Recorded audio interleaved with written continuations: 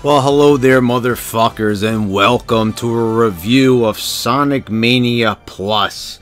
So, this game came out 2 months ago, and I had some reservations about it. It didn't seem quite enough of a difference to the original Sonic Mania, but I kind of, I got the itch, and I was like, it's only $4, so I might as well just download it and see what it's all about, play as the new characters, and play through the new mode, Encore Mode. So, now I've beaten Encore Mode, and I've played with all the new characters, and now I'm here with a review. And how is Sonic Mania Plus? Well, I mean, I can't complain too much about the price point. I mean, but the thing is, with the new content, I feel like there's other games that you could purchase for about $5 on the arcade, on Xbox Live, that you could get a bit more originality out of. This new Encore Mode, it's fun, it's gimmicky, it's another excuse to play through the main single-player mode with some small differences. Basically how Encore Mode plays out is you get to play as all 5 characters. You get to play as Sonic, Tails, Knuckles, Ray, and Mighty the Armadillo. And so the last 2 I named are the new characters. We haven't seen Ray. Ray is probably the least known Sonic character. Even I didn't know him. It was Sega Sonic the Hedgehog, an arcade game from the early 90s that was released, and it was his only appearance. Mighty is from Knuckles Chaotix on the Sega 32X, and we haven't seen him since. So this is their return, and they both have their own unique powers. Ray can fly, he could glide, much like in Super Mario World with the cape power up. And Mighty has a slam attack. He's also invulnerable to spikes, which is a pretty cool feature.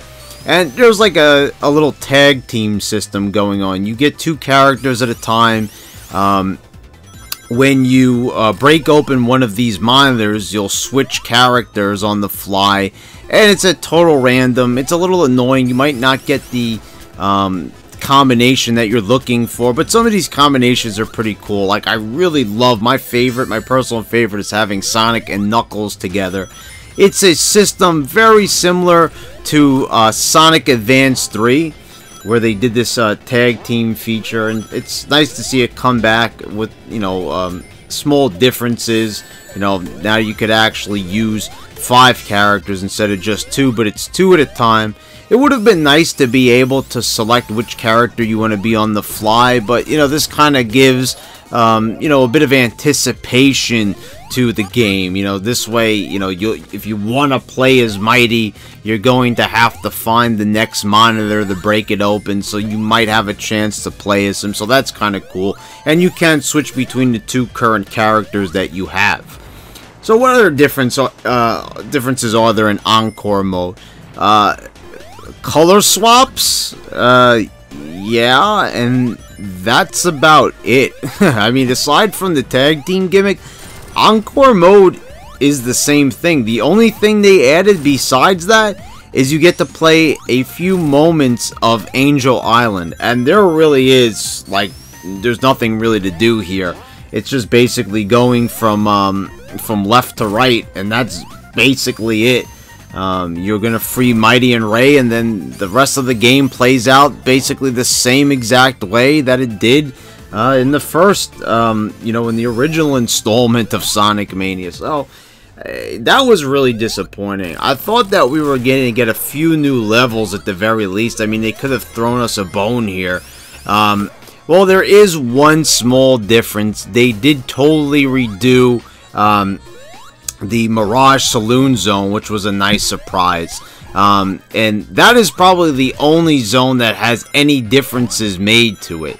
So, if you were looking for anything other than that, that's about it. That's all they did. That's all they added in, is they altered Mirage Saloon Act 1, and, basically left Act 2 the same exact way. So, it's a little bit strange that they didn't make other alterations. I mean, I guess they were trying to leave the door open in case they make a Sonic Mania 2, which of course they probably will.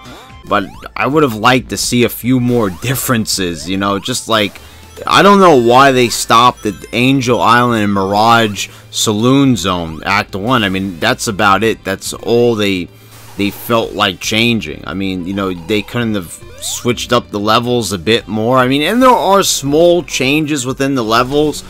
One thing about it definitely is that it feels more difficult. I was definitely taking more hits in this version of the game. You know, definitely Encore Mode. I felt like there was a different enemy placement, but I kind of felt like the enemy placement just wasn't as good. I was taking a lot of unnecessary hits. It felt like every 2 minutes I was losing rings. You know, it's just, I don't think Encore Mode was designed as well as the original experience. I would, you know, if you're looking to play this game, you know, the best way possible, I'd say stick with the original Mania mode. Don't even bother with Encore Mode. It's cool for people like me who've played through the campaign, you know, and you want to go back and you want to play it again. But, you know, other than that, I mean, it's basically an inferior version of Mania mode. So, and aside from that, there's really not that many other features, which is kind of disappointing, especially since they hyped it up so much. That's the other thing.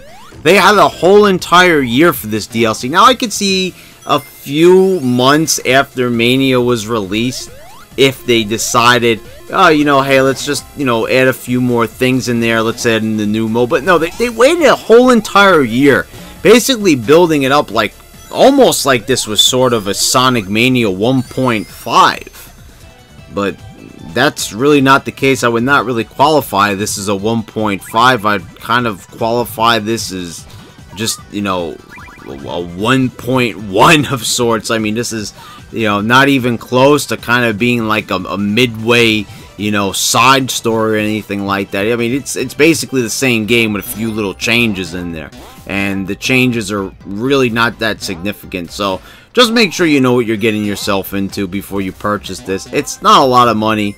Is it worth it to play as the new characters, to experience them? I want to say yes. It's just a big disappointment for big-time Sonic fans like me that were expecting a bit more out of the experience. Other than that, I mean, you know, I guess you can't complain too much about the price point. But anyway, guys, I hope you enjoyed the review. Please subscribe if you haven't already. Make sure that you're still subscribed. Click the bell so you get all the notifications when I post all my new videos. Check out some of the other videos I have posted here.